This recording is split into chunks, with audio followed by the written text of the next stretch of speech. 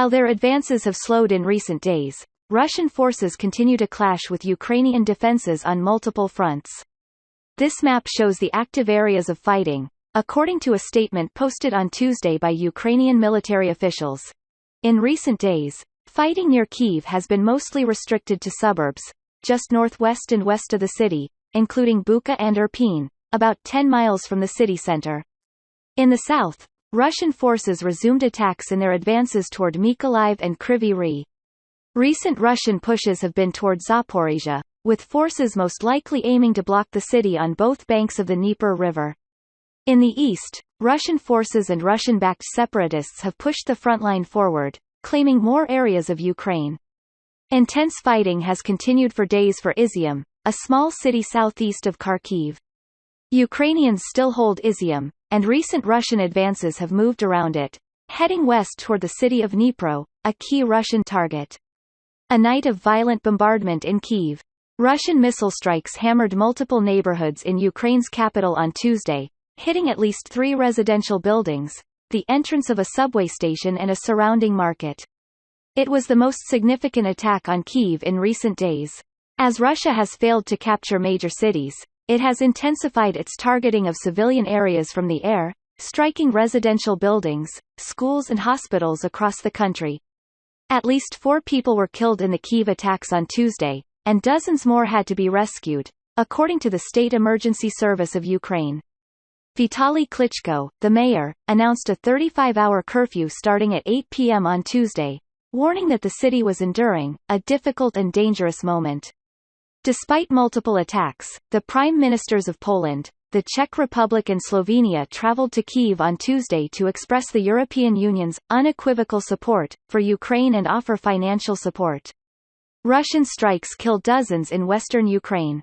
Russian warplanes struck a Ukrainian military base near the Polish border on Sunday, killing at least 35 people and bringing the war dangerously close to NATO's doorstep. Western Ukraine had been largely spared from the early fighting, but Russian airstrikes on military targets in the region have ramped up in the last few days. The maps below show how Russian aerial attacks have shifted since the widespread airstrikes on the first day of the invasion. Each 3-day map shows locations of shelling, airstrikes and other projectiles, according to a New York Times tally of air-related attacks. The attack on the base in Yavoriv, just 12 miles from the Polish border, also injured more than 100 people. Around 1,000 foreign fighters were believed to be training at the base, known as the International Peacekeeping and Security Center. Sunday's attack was the closest Russian offensive yet to the border with Poland, on NATO and European Union member where U.S. troops were deployed to bolster NATO's defense. Russia carried out the attack a day after warning that weapons flowing into Ukraine from Western allies were legitimate targets. From small towns to large cities, the extent of Russia's aerial bombardment of Ukraine. Facing significant Ukrainian resistance on the ground, Russia is increasingly relying on aerial bombardment. Since the invasion started, at least 67 Ukrainian towns and cities have been hit, some attacked on multiple days, with shelling, airstrikes and other projectiles, according to a New York Times tally of air-related attacks.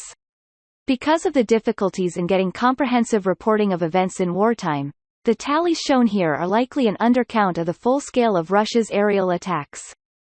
Kharkiv, Ukraine's second-largest city, has been under bombardment for at least 9 days. Kyiv, the capital, as well as Irpin, a nearby city, and Mariupol, the besieged southern port city, have also been subjected to multiple days of relentless shelling.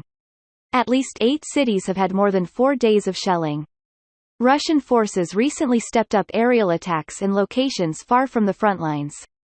Many small towns and villages between the eastern Donbas region and Kharkiv have had at least 1 day of aerial attacks, as Russian forces move toward each other in an effort to close off northeastern Ukraine, where Russians have continued their advances. Although Russia has not captured major cities in recent days, its invasion is far from stalled. Russian forces continue to make gains, pushing into smaller cities and encircling larger ones. Troops have been nearing Kyiv, the capital, and also closing in on key cities in the south and the northeast. The advances have often been arduous, halting and costly. In some areas, Ukrainian forces have repeatedly pushed the Russians back and have regularly disrupted supply lines. The Ukrainians have managed to hold front lines outside major cities, even as the much larger Russian force has bombarded civilian areas with devastating airstrikes.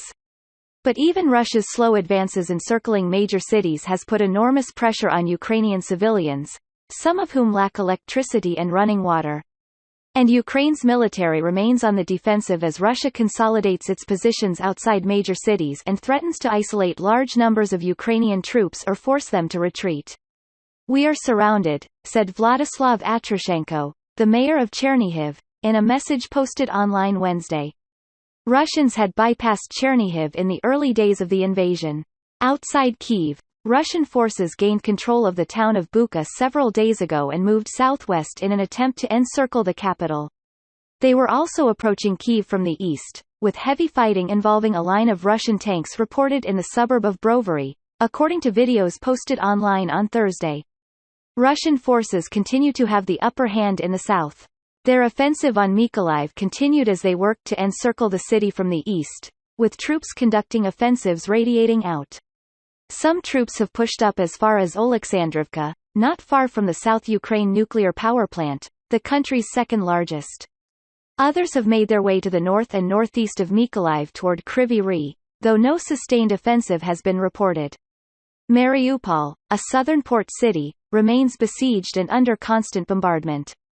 Russia-backed separatist forces from the Donbass have also claimed that they control the highway from Volnovakha to Mariupol, closing yet another route out of the city.